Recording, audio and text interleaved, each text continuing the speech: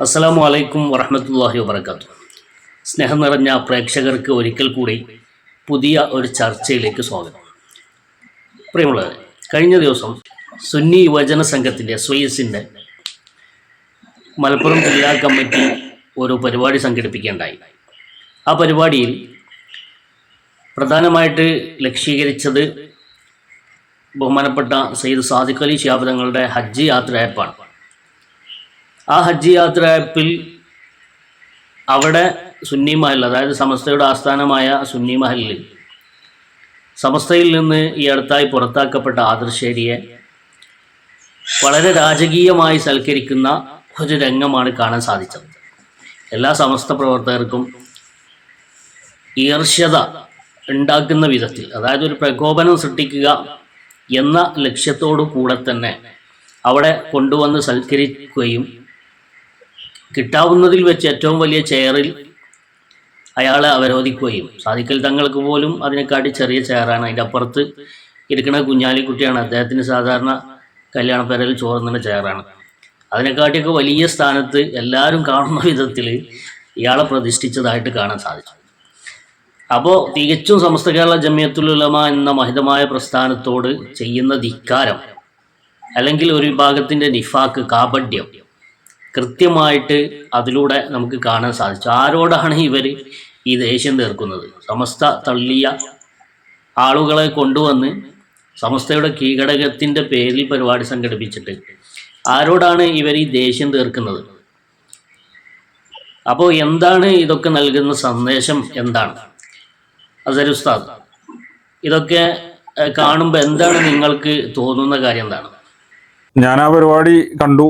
നിങ്ങളിപ്പോൾ ഈ പറഞ്ഞ രൂപത്തിൽ തന്നെ സമസ്ത കേരള ജമിയത്തുൽ ഉലമയുടെ പ്രധാനപ്പെട്ട കീഴ്ഘടകങ്ങളിൽപ്പെട്ട ഒന്നാണ് ഈ സുന്നി യുവജന സംഘം, SYS. SYSന്റെ പ്രധാനപ്പെട്ട ഒരു ഏരിയയാണ് മലപ്പുറം ഈസ്റ്റ് ജില്ലയുടെ കീഴിലാണ് ഈ പരിപാടി നടക്കുന്നത്. യാത്രയയപ്പ്, അതുമായി ബന്ധപ്പെട്ട പരിപാടികൾ, ഇതൊക്കെ നല്ല കാര്യങ്ങളാണ്. പ്രത്യേകിച്ച് SYSന്റെ സംസ്ഥാന പ്രസിഡന്റിനുള്ളൊരു യാത്രയപ്പാകുമ്പോൾ അതൊക്കെ നല്ല കാര്യമാണ്, ആവശ്യമാണ്, നടക്കേണ്ട കാര്യങ്ങളുമാണ്. പക്ഷേ അതിൻ്റെ ഇടയിൽ ചില ആളുകളുടെ ചില കളികൾ നടന്നിട്ടുണ്ട് എന്നാണ് നമുക്ക് വ്യക്തമാവുന്നത്. യഥാർത്ഥത്തിൽ ഇവർ യുദ്ധം ചെയ്യുന്നത് ആരോടാണ്? ഇവിടെ നമ്മൾ കാണേണ്ട 2-3 കാര്യങ്ങളുണ്ട്. ഒന്ന്, സമസ്ത കേരള ജമിയത്തുൽ ഉലമയുടെ പോഷക ഘടകങ്ങൾ, എല്ലാ പോഷക ഘടകങ്ങളുടെയും ലക്ഷ്യവും അതിൻ്റെ ഉദ്ദേശവും സമസ്ത കേരള ജമിയത്തുൽ ഉലമ എന്ന പരമോന്നത പണ്ഡിത സഭയുടെ ബോഡിക്ക് വേണ്ട എല്ലാ സൗകര്യങ്ങളും ശക്തിയും പകർന്നു നൽകുക എന്നതാണ്. ഇവിടെ സമസ്ത കേരള ജമിയത്തുൽ ഉലമ ഇപ്പോൾ മുഷാവറ എന്ന് പറയുന്നത് നമുക്ക് റൂട്ട് നിശ്ചയിച്ചു തരേണ്ട ഒരു സഭയാണ്. ആ റൂട്ടിലൂടെ കാര്യങ്ങൾ കൊണ്ടുപോവേണ്ടത് കീഴ്ഘടകങ്ങളുടെ ഉത്തരവാദിത്തമാണ്. ആ ചുമതല നിർവഹിക്കേണ്ട ഒരു സംഘമാണ് സുന്നി യുവജന സംഘം. എന്നാൽ CICയുമായി ബന്ധപ്പെട്ട് സമസ്ത കേരള ജമിയത്തുൽ ഉലമ നിർദ്ദേശിച്ച നിർദ്ദേശങ്ങളൊന്നും അംഗീകരിച്ചില്ല എന്ന് മാത്രമല്ല, പലപ്പോഴും വൈരുദ്ധ്യങ്ങളും പലതും അങ്ങോട്ടോ ഇങ്ങോട്ടോ ഒക്കെ പറഞ്ഞ് സമസ്തയുടെ നേതാക്കൾക്കെതിരെ പല രൂപത്തിലുള്ള വിമർശനങ്ങൾ വ്യംഗ്യമായും വ്യക്തമായും പല ഘട്ടങ്ങളിലും ഉന്നയിച്ച ആളാണ് സാക്ഷാൽ ഇപ്പോഴത്തെ CICയുടെ നേതാവായി കൊണ്ടു നടക്കുന്ന ഹക്കീം ഫൈസി ആദർശേരി. സമസ്ത കേരള ജമിയത്തുൽ ഉലമയുടെ നേതൃത്വം മാറണം എന്ന് പ്രഖ്യാപനം നടത്തിയ ആളാണ് അദ്ദേഹം. നേതൃത്വത്തിൽ അഴിച്ചുപണി നടത്തണം. ഇത്രയും ധിക്കാരിയായ ഒരാളെ, അതും സമസ്ത കേരള ജമിയത്തുൽ ഉലമ അയാൾ വിഭാവനം ചെയ്യുന്ന, അല്ലെങ്കിൽ അയാൾക്ക് പ്രാതിനിധ്യമുള്ള ഒരു സംവിധാനവുമായി സമസ്തയ്ക്ക് യാതൊരു ബന്ധവുമില്ല എന്ന് സമസ്തയുടെ മുശാവറ ആവർത്തിച്ച് പ്രഖ്യാപിക്കപ്പെട്ട ഒരു വ്യക്തി, ആ വ്യക്തിയെ അവിടെ കൊണ്ടുവന്ന് ഇരുത്തി എന്ന് മാത്രമല്ല, പ്രസംഗിക്കാൻ അവസരം നൽകുകയും, ആ കിട്ടിയ അവസരം അയാളുടെ ചില നമ്പറുകൾ അവിടെ ഇറക്കുകയും, ഇതൊക്കെ നമ്മൾ കണ്ടതാണ്. ഇതിന് ഒന്നാമതായി നമുക്ക് പറയാനുള്ളത്, ഇതിന്റെ പിന്നിൽ ഹക്കീം ഫൈസിയെ നമുക്ക് കുറ്റപ്പെടുത്താൻ പറ്റില്ല. ഹക്കീം ഫൈസി എന്ന് പറഞ്ഞാൽ എവിടെയെങ്കിലും ഒരു തുരുത്ത് കിട്ടാൻ വേണ്ടി ഓടി നടക്കുന്ന ആളാണ്. ഇപ്പൊ നിലവിൽ അവരുടെ അവസ്ഥ അങ്ങനെയാണല്ലോ. 2, അയാൾക്ക് സമസ്തയെ പ്രതിസന്ധിയിലാക്കാൻ അവസരം കിട്ടുന്നത് പരമാവധി അയാൾ ഉപയോഗിക്കും, ഇല്ലെങ്കിൽ അയാൾ മറ്റുള്ളവരെ വെച്ച് ഉപയോഗിക്കും. അതാണ് ഇപ്പൊ അദ്ദേഹത്തിന്റെ ഒരു രീതി നമ്മൾ കണ്ടുകൊണ്ടിരിക്കുന്നത്. അത് അദ്ദേഹം പരമാവധി കിട്ടിയ ചാൻസ് ഉപയോഗപ്പെടുത്തി. അത് അദ്ദേഹത്തെ ആക്ഷേപിക്കാൻ പറ്റില്ല. ഇതിന് അവസരം ഒരുക്കി കൊടുത്ത ആളുകൾ ആരാണ് എന്നത് നമ്മൾ കണ്ടറിയേണ്ട ഒരു കാര്യമാണ്. നമ്മൾ അവിടെ കണ്ട ചില മുഖങ്ങളുണ്ട്. ആ മുഖങ്ങളെ നമുക്ക് സമസ്തയുടെ ഒരു കാര്യമായ നിർമ്മാണാത്മക പ്രവർത്തന ഗോധയിൽ ആ മുഖങ്ങൾ നിങ്ങൾക്ക് ആർക്കും കാണാൻ സാധിക്കുകയില്ല. നമുക്ക് ഒന്നും കാണാൻ കഴിയില്ല. ഇപ്പോ SKSF-ലെ സമസ്തയുടെ വിദ്യാഭ്യാസ പദ്ധതിയായ SNEC-യുടെ പ്രചാരണത്തിലോ അതിന്റെ മറ്റു പ്രവർത്തനങ്ങളിലേക്കോ ആ മുഖങ്ങളെ നിങ്ങൾക്ക് കാണാൻ കഴിയില്ല. SKSF-ന്റെ ഇപ്പൊ ഈ അടുത്ത് കഴിഞ്ഞ ഇപ്പൊ നടന്നുകൊണ്ടിരിക്കുന്ന ജാരിയ ഫണ്ട് ശേഖരണവുമായി ബന്ധപ്പെട്ട് അതിനെ 10 രൂപ കിട്ടുന്നതോ കൊടുക്കുന്നതോ തടയാനുള്ള വഴി നോക്കുക എന്നല്ലാതെ അതുമായി ബന്ധപ്പെട്ട് ആ മുഖങ്ങൾ ആരും അതിന്റെ പ്രചരണത്തിനോ പ്രവർത്തനത്തിനോ നിങ്ങൾക്ക് കാണാൻ കഴിയില്ല. സുപ്രഭാതവുമായി ബന്ധപ്പെട്ട് നടക്കുന്ന ഒരു പ്രവർത്തനങ്ങൾക്കും അവരെ നിങ്ങൾക്ക് കാണാൻ കഴിയില്ല. സുപ്രഭാതത്തിനെ വിമർശിക്കാൻ അവരെന്നും മുന്നിൽ ഉണ്ടാവാറുണ്ട് താനും. ഇങ്ങനെ സമസ്ത കേരള ജമിയത്തുൽ ഉലമയുടെ പുരോഗതിക്ക് കാരണമാകുന്ന എന്തൊക്കെ പ്രവർത്തനങ്ങളുണ്ടോ അവിടെയൊന്നും ഈ ഹക്കീം ഫൈസിയെ ആ പരിപാടിയിലേക്ക് കൊണ്ടുവന്ന പ്രമുഖരായ എന്ന് അവർ പറയുന്ന, അല്ലെങ്കിൽ മലപ്പുറം ഈസ്റ്റ് ജില്ലാ SYS-ന്റെ നേതാക്കളായി നടക്കുന്ന ആളുകൾ, അവരെ നിങ്ങൾക്ക് കാണാൻ കഴിയില്ല. ഇത് നമ്മൾ ചിന്തിക്കേണ്ട ഗൗരവമായൊരു വിഷയമാണ്. അതോടൊപ്പം എപ്പോഴൊക്കെ സമസ്തക്ക് സമാന്തരമായി മീറ്റിങ്ങുകൾ, ചർച്ചകൾ, സമ്മേളനങ്ങൾ, സംഭാഷണങ്ങൾ, പത്രങ്ങൾക്ക് ബൈറ്റ് കൊടുക്കൽ തുടങ്ങിയ എന്തൊക്കെ ഫിത്നയുണ്ടാക്കാൻ പറ്റുന്ന എവിടെ എന്തൊക്കെ ഘടകങ്ങളുണ്ടോ അവിടെയൊക്കെ മുൻനിര സൊഫിൽ ഇവരെ നിങ്ങൾക്ക് കാണുകയും ചെയ്യാം. ഇതാണ് ആ പരിപാടി സംഘടിപ്പിച്ച, ആ പരിപാടിയുടെ സംഘാടകരായ ഹക്കീം ഫൈസിക്ക് വേദി കൊടുത്ത ആളുകളുടെയൊക്കെ നിലവിലുള്ള ഒരു നിലവാരം എന്ന് പറയുന്നത്. അതോടെ ആ പരിപാടിയുടെ ഏകദേശ രൂപം നമുക്ക് മനസ്സിലാക്കാൻ സാധിക്കുന്നതാണല്ലോ. എന്തായിരിക്കും അതിന്റെ ഉദ്ദേശം എന്നൊക്കെ. ഇവിടെ 1-2 സാധ്യതകളാണ്. അതായത് ഹക്കീം ഫൈസി ഒന്നെങ്കിൽ വലിഞ്ഞു കയറി വന്നു, അതായത് ഇവർ ക്ഷണിച്ചിട്ടില്ല എന്നാണ് പറയുന്നത്. അത് സലീം അടക്കരക്ക് ഒരു പ്രവർത്തകൻ വിളിച്ചതിന്റെ ഫോൺ കോൾ റെക്കോർഡ് നമ്മൾ കേൾക്കാൻ സാധിച്ചു. അപ്പോൾ അദ്ദേഹം പറയുന്നത് അയാൾ ക്ഷണിച്ചിട്ടില്ല, അദ്ദേഹം വന്നതാണ് എന്നാണ്. അങ്ങനെ ക്ഷണിക്കാതെ വലിഞ്ഞു കയറി വന്ന ഒരാൾക്ക് ഏറ്റവും ഉയർന്ന സീറ്റ് കൊടുത്ത് സൽക്കരിച്ചത് ഏറ്റവും മഹാപരാധമാണ്. അതായത് സമസ്ത പുറത്താക്കിയ, സമസ്തയുടെ നയനിലപാടുകളോട് യോജിക്കാൻ പറ്റില്ല എന്ന് പറഞ്ഞ, സമസ്തക്ക് അവരുടെ സ്ഥാനത്തിൽ യാതൊരു റേറ്റുമില്ല എന്ന് പറഞ്ഞ ആൾക്ക് സമസ്തയെ അവഹേളിക്കാൻ പറ്റിയ ഇടങ്ങളിലെല്ലാം അവഹേളിക്കുന്നു. ഇപ്പോൾ അവസാനത്തെ അദ്ദേഹത്തിൻ്റെ ഫേസ്ബുക്ക് കുറിപ്പിൽ പോലും സമസ്തക്കെതിരെ കളവ് പറഞ്ഞ വ്യക്തിക്ക് രാജകീയമായ സ്വീകരണം, അവിടെ ആർക്കാണ് സ്വീകരണം നൽകുന്നത് എന്ന് ഒറ്റ നോട്ടത്തിൽ കണ്ടാൽ തെറ്റിദ്ധരിക്കുന്ന വിധത്തിലാണ്. അതായത് സാദിഖ് അലി തങ്ങൾ മൂപ്പര യാത്രയാക്കണമെന്ന് വിചാരിച്ചു. ആ രൂപത്തിൽ ഏറ്റവും വലിയ ചേറലാണ് അവിടെ ഇരുത്തിയിട്ടുള്ളത്. അല്ലെങ്കിൽ അദ്ദേഹത്തെ ക്ഷണിച്ചിട്ടുണ്ടാവണം. ക്ഷണിക്കാതെ ഒരു പരിപാടിയിലേക്ക്, ഇത്തരം പരിപാടിയിലേക്ക് വരിക എന്ന് പറഞ്ഞാൽ ഹക്കീം ഫൈസിന്റെ ഉദ്ദേശം എന്തായിരിക്കും? നിങ്ങൾ പറഞ്ഞതുപോലെ ഇതൊന്ന് കലക്കണം എന്നുള്ള ഉദ്ദേശത്തിൽ കയറി വരിക എന്നതായിരിക്കും. ഈ പരിപാടി ഒന്ന് കലക്കണം. SYS-ന്റെ പരിപാടിയിലേക്ക് SYS-ന്റെയും എല്ലാ ഘടകങ്ങളിൽ നിന്നും മാറ്റി നിർത്തപ്പെട്ട ഒരാൾ വരുമ്പോൾ എന്തായിരിക്കും അയാളുടെ ഉദ്ദേശം? അത് കലക്കാൻ വേണ്ടി വരല്ലേ. അപ്പം ഈ പറഞ്ഞ ആളുകൾ അവിടെ എന്താണ് ചെയ്യേണ്ടത്? അയാൾ അവിടുന്ന് പുറത്താക്കിയല്ലേ ചെയ്യേണ്ടത്. പുറത്താക്കില്ല എന്ന് മാത്രമല്ല, സാധാരണ ആൾക്കാരിരിക്കുന്ന സ്ഥലത്താണ് ഇരുന്നതെങ്കിൽ പിന്നെയും കുഴപ്പമില്ല. നേരെ മറിച്ച് വലിയ സ്വീകരണം നൽകിയിട്ട് അവിടെ പ്രസംഗിക്കാനും അവസരം കൊടുത്തു എന്നുള്ളതാണ്.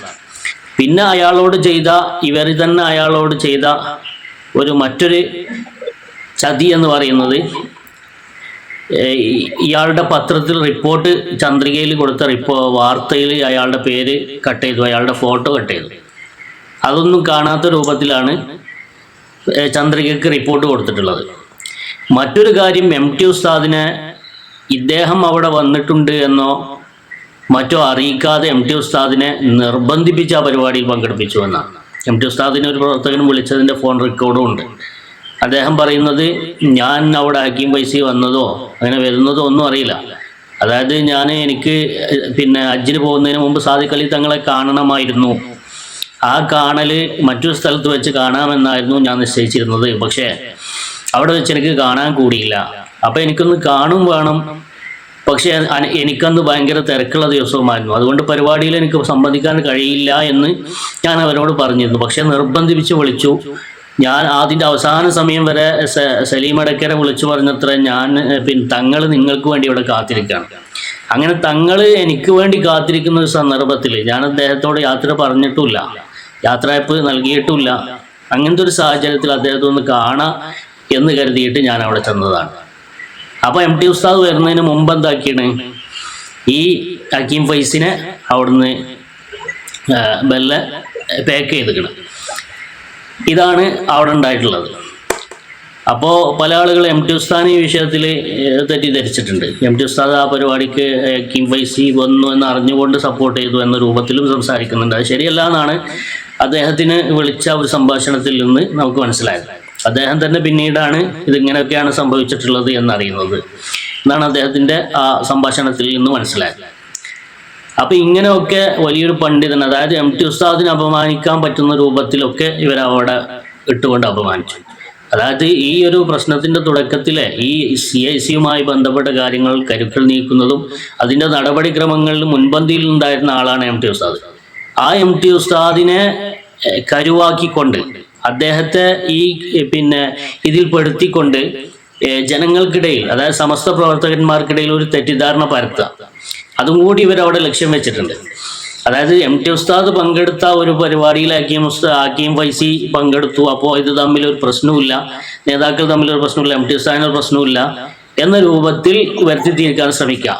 മാത്രമല്ല അവിടെ ഈ സകല കുത്തിത്തിരിപ്പിൻ്റെ ചാനല് ൊക്കെ അവിടെ പ്രത്യേക ക്ഷണം ഉണ്ടായിരുന്നു. അവിടെ മുന്നിൽ നിന്ന് ഫോട്ടോ എടുക്കുന്നതും റീൽസ് ഇറക്കിയതും ഒക്കെ കാണാൻ സാധിച്ചു. അപ്പം ഇങ്ങനെയൊക്കെ കടുത്ത ധിക്കാരം സമസ്ത കേരള ജമിയത്തുൽ ഉലമയോട് ചെയ്ത ഈ ഒരു പ്രവണത അപലപനീയമാണ് എന്ന് മാത്രമല്ല, ഇത്തരം ആളുകളൊക്കെ സമസ്ത കേരള ജമിയത്തുൽ ഉലമ തീർച്ചയായിട്ടും അതിന് നടപടിയെടുത്ത് ഇത്ര ആളുകളൊക്കെ മാറ്റി നിർത്തൽ അനിവാര്യമാണ്. കാരണം സംഘടനാ രംഗം ഇപ്പം കുറച്ചായിട്ട് ശാന്തമാണ്. അതായത് സമസ്തയുടെ കഴിഞ്ഞ മുഷാവറയോടുകൂടെ കുറച്ച് കാര്യങ്ങൾ ശാന്തമാണ്. അതായത് കുറച്ച് കാര്യങ്ങളൊക്കെ മുഷാവറ തീരുമാനിച്ചു.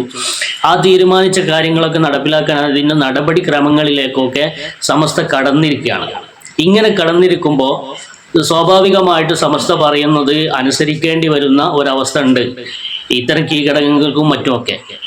അപ്പോൾ അതിനൊന്ന് കലക്കണം. അതിന് കലക്കാൻ വേണ്ടിയിട്ട് പല പരിപാടികളും ഇവർ ചെയ്തു നോക്കി. ആദ്യം 1-2 അതൊക്കെ തൂറ്റിപ്പോയി. ഇപ്പോൾ വീണ്ടും അതിനൊന്ന് കലക്കണം. സംഘടനാ രംഗം എങ്ങനെയെങ്കിലും കലുഷിതമാക്കുക, സമസ്തനെ അസ്ഥിരപ്പെടുത്തുക, സമസ്തന്റെ തീരുമാനങ്ങൾ അട്ടിമറിക്കുക, ഇതൊക്കെയാണ് ഇവരുടെ ലക്ഷ്യം. കൃത്യമായിട്ട് നമുക്ക് മനസ്സിലാകും. സമസ്ത അതിൻ്റെ ഉന്നത ബോഡി എടുത്ത തീരുമാനങ്ങൾ അട്ടിമറിക്കാൻ ഇവരിപ്പോൾ നടത്തുന്ന രണ്ടാമത്തെ ശ്രമമാണ്. അതൊരു ഒന്നാമത്തെ ശ്രമം, ഇവർ 12 ആളുകൾ കൂടി രഹസ്യയോഗം ചേർന്നു എന്ന് പറഞ്ഞുകൊണ്ട് ആദ്യം ഒരു പ്രൊപ്പഗണ്ട പുറത്തിറക്കി. അത് തൂറ്റിപ്പോയി ഏകദേശം. അപ്പോഴാണ് ഈ രണ്ടാമത്തെ പരിപാടി. ഇതും ആ സമസ്തന്റെ ആ തീരുമാനത്തെ കൃത്യമായിട്ട് അതിനെ അട്ടിമറിക്കാൻ വേണ്ടി ഈ ഞാനൂലുകൾ ചെയ്യുന്ന പരിപാടിയാണ്. പക്ഷെ ഇതൊക്കെ ബുദ്ധിയുള്ള ആളുകൾക്ക് നമുക്ക് തന്നെ മനസ്സിലാകുന്നുണ്ട്. പിന്നെ സമസ്ത മുഷാവറക്ക് ഇതൊക്കെ മനസ്സിലാകാതിരിക്കുമോ? ഒരിക്കലുമില്ല. അവർ ഇരുത്തം ചെന്ന പണ്ഡിതന്മാരാണ്. അതുകൊണ്ട് തന്നെ ഈ കാര്യങ്ങളൊക്കെ സമസ്ത വേണ്ട പോലെ കൈകാര്യം ചെയ്യും. അതുകൊണ്ട് നമുക്ക് ശാന്തമായി, നമുക്ക് യാതൊരു വിധ പ്രകോപനവും ഇല്ലാതെ വളരെ ശാന്തമായിട്ട് തന്നെ ഇത് ജനങ്ങളെ നമുക്ക് ബോധ്യപ്പെടുത്തുക എന്നുള്ളത്, ഞാനും നിങ്ങളുമൊക്കെ ഒരു സമസ്തന്റെ പ്രവർത്തകനാണ്, നമുക്കിതൊക്കെ സംസാരിക്കാൻ കഴിയും, അതിനുള്ള ഒരു പ്ലാറ്റ്ഫോം നമ്മുടെ കയ്യിലുണ്ട് എന്ന നിലക്ക് നമുക്കും അതിലൊരു ഉത്തരവാദിത്തമുണ്ട്. ആ നിലക്കാണ് നമ്മൾ ഇത്തരം കാര്യങ്ങളൊക്കെ എടുത്ത് ചർച്ച ചെയ്യുന്നത്. അശാന്തി പരത്തിയിട്ട് സമസ്തയിൽ അശാന്തിയാണ് എന്ന് മറ്റു പബ്ലിക്കിനെ ബോധ്യപ്പെടുത്തുക, മാധ്യമങ്ങളെ ബോധ്യപ്പെടുത്തുക, അതിന് സമസ്ത നിങ്ങൾ നേരത്തെ പറഞ്ഞ പോലെ ശാന്തമായ അന്തരീക്ഷത്തിൽ എന്തെങ്കിലും തിരിപ്പുണ്ടാക്കുക, അശാന്തി ഉണ്ടാക്കുക, എന്നിട്ട് ഇവര് തന്നെ അതിന്റെ പ്രചാരകരായി മാറുക. ഇവരെന്നെ പറയാ, നമ്മളിപ്പോ ഇന്നലെ നടന്ന ഈ അടുത്ത കാലത്ത് നമ്മൾ കണ്ട ഏറ്റവും വലിയ ഒരു ഫിത്നയാണ് ഇന്നലെ സുന്നിമായിൽ നടന്നത്. ആ ഫിത്നയുമായി ബന്ധപ്പെട്ട് അതിന്റെ ഫിത്ന എന്താണ് എന്ന് നമ്മൾ ജനങ്ങളെ ബോധ്യപ്പെടുന്ന രൂപത്തിൽ, ജനങ്ങൾ അങ്കലാപ്പിലാണ്. MT ഉസ്താദ്, ഇപ്പോൾ നിങ്ങൾ MT ഉസ്താദിന്റെ വിഷയം പറയുമ്പോഴായിരിക്കും പലരും MT ഉസ്താദ് അതിൽ പെട്ടുപോയതാണ് എന്നറിയുന്നത്. MT ഉസ്താദിനെ പെടുത്തി പല പരിപാടികളിലും ഇതുപോലെ പല പ്രായാധിക്യം ചെന്ന പണ്ഡിതന്മാരെയും ഇവർ ചതിക്കുന്നുണ്ട്, വഞ്ചന നടത്തിയിട്ട് പങ്കെടുപ്പിക്കുന്നുണ്ട്. ഇതൊക്കെ നമുക്ക് അറിയുന്ന കാര്യങ്ങളാണ്. അപ്പൊ ഇത് തുറന്നു കാണിക്കുമ്പോൾ ഈ തുറന്നു കാണിക്കുന്നതിനെ ഫിത്നയായിട്ട് അവർ വ്യാഖ്യാനിക്കും. അവർ ഫിത്ന ഉണ്ടാക്കുക, എന്നിട്ട് അതിനെ ജനങ്ങളോട് പറഞ്ഞു കൊടുക്കുന്ന ആളുകളെ അത് ഫിത്നക്കാരായി വ്യാഖ്യാനിക്കുക. അവര് അശാന്തി വരുത്തുക, എന്നിട്ട് സമസ്തയിൽ അശാന്തിയാണ് എന്ന് വരുത്തുക. നമ്മൾ ശാന്തമായി മുന്നോട്ട് പോകുന്ന ആളുകളാണ് എന്ന് നിരന്തരം പാടിക്കൊണ്ടിരിക്കുക. സോഷ്യൽ മീഡിയയിലാവട്ടെ, എവിടെ ഏത് മേഖലയിലും അശാന്തിയുടെ അപ്പോസ്തലൻ, നിങ്ങൾ പറഞ്ഞ വലിയ കസാരയെ കൊണ്ട് ഇരുത്തിയ ആളും അയാളുടെ ചിങ്കരികളുമാണ്. എന്നിട്ട് അവർ ശാന്തമായിട്ട് മുന്നോട്ട് പോകുന്ന ആളുകളായിട്ട് രംഗപ്രവേശനം ചെയ്യുക. ജിഫ്രി തങ്ങൾ വന്ന ശേഷം സമസ്തയിൽ ഭയങ്കര അശാന്തിയാണ്, പ്രശ്നങ്ങളാണ് എന്ന് പറയാം. സമസ്തയിൽ എപ്പോൾ ശാന്തമായ അന്തരീക്ഷമുണ്ടോ അപ്പോൾ അവരെന്തെങ്കിലും ഇതുപോലെ, അതിന് ചില ആളുകളുണ്ടല്ലോ, ഞാൻ നേരത്തെ പറഞ്ഞ ഫിത്തനയുടെ സന്ദർഭങ്ങളിൽ മാത്രം മീഡിയയുടെയും സ്റ്റേജിന്റെയും സൈഡിലും ഓരത്തും കാണുന്ന ചില മുഖങ്ങൾ, പേരുകൾ ഞാൻ പരാമർശിക്കുന്നില്ല, മനഃപൂർവ്വം പരാമർശിക്കാതിരിക്കുകയാണ്. ഈ ആളുകളൊക്കെ ഇതിന് സപ്പോർട്ടും ഉണ്ട്. എന്നിട്ട് ഇവിടെ എന്നും നിരന്തരം ഇങ്ങനെ പ്രശ്നങ്ങളാണ് എന്ന് വരുത്തി തീർക്കാനുള്ള അതിന്റെ ഒരു ഭാഗമാണ്. പക്ഷെ ഒരു കാര്യം ഉറപ്പാണ്, സമസ്ത കേരള ജമീയത്തുൽ ഉലമയുടെ തീരുമാനങ്ങളും നിലപാടുകളും നയങ്ങളുമായിട്ട് സമസ്ത ശക്തമായി മുന്നോട്ട് പോവുകയും ചെയ്യും. ഇതുപോലുള്ള സംഘടന ഏതൊരു സാധാരണ സംഘാടകനും മനസ്സിലാവുന്ന അത്രയും വലിയ ഒരു സംഘടന വിരുദ്ധ പ്രവർത്തനം നടത്തിയ, അച്ചടക്ക ലംഘനം നടത്തിയ, സംഘടനാ ശാസ്ത്രം അറിയുന്ന ഏതൊരാളും മൂക്കത്ത് വിരൽ വെക്കുന്ന ഈ ഒരു പ്രവർത്തനം നടത്തിയ ആളുകൾക്കെതിരെ ഉന്നത നേതാക്കൾ തീർച്ചയായും അതിനെ ഏത് രീതിയിലാണോ അതിന്റെ കാര്യങ്ങൾ നീക്കേണ്ടത് ആ രീതിയിൽ നീക്കും എന്ന് തന്നെയാണ് നമ്മൾ പ്രതീക്ഷിക്കുന്നത്. അങ്ങനെ കയ്യും കെട്ടി നോക്കി നിന്ന് ആർക്കും തോന്നിയ ആളുകൾക്കൊക്കെ, വാളെടുത്തവർക്കൊക്കെ വെളിച്ചപ്പാടായി മുന്നോട്ട് പോകാൻ പറ്റുന്ന ഒരു സാഹചര്യം എന്തായാലും ഇൻഷാ അല്ലാഹ് ഉണ്ടാവില്ല എന്ന് തന്നെയാണ് നമ്മൾ പ്രതീക്ഷിക്കുന്നത്. പ്രത്യേകിച്ച് ഈ വിഷയം നമ്മൾ ഇത്ര ചർച്ച ചെയ്യാനുള്ള കാരണം, സിറാജ് പോലുള്ള പത്രങ്ങളിലൊക്കെ ന്യൂസ് വന്നു, നിങ്ങൾ ശ്രദ്ധിച്ചിട്ടുണ്ടാവും. സമസ്തയെ പരസ്യമായിട്ട് വെല്ലുവിളിച്ച് കീഴ്ഘടകം എന്ന് പറഞ്ഞിട്ടൊക്കെ ന്യൂസ് വന്നു. അപ്പോൾ ഇതിൻ്റെ സത്യാവസ്ഥ ഇതൊക്കെയാണെന്ന് ജനങ്ങളെ ബോധ്യപ്പെടുത്തി കൊടുക്കാനുള്ള ഉത്തരവാദിത്തം മാത്രമാണ് നിർവഹിച്ചിട്ടുള്ളത്. അവസരം ഉണ്ടാക്കി കൊടുത്താലേ ചിലപ്പോൾ സിറാജിലേക്ക് ന്യൂസ് കൊടുത്തു തന്നെ ഈ ടീമാവും. ഇതൊക്കെയല്ലേ പണി. ഇപ്പൊ ഈ പണിയൊക്കെ ഒപ്പിച്ചിട്ട് ചന്ദ്രഗിരി ആ ആളുടെ ഫോട്ടോയും പേരൊക്കെ ഒഴിവാക്കിയില്ലേ. അപ്പൊ ഇതൊക്കെ വലിയ ഗൂഢാലോചനകളും പ്രീ പ്ലാൻഡ് പരിപാടികളുമാണെന്ന് മനസ്സിലാക്കാറോ? തീർച്ചയായിട്ടും. അപ്പോൾ നമ്മൾ ഈ ചർച്ച ഇവിടെ കൺക്ലൂഡ് ചെയ്യുകയാണ്. ഇൻഷാ അല്ലാഹ് മറ്റൊരു ചർച്ചയുമായിട്ട് വീണ്ടും കാണാം.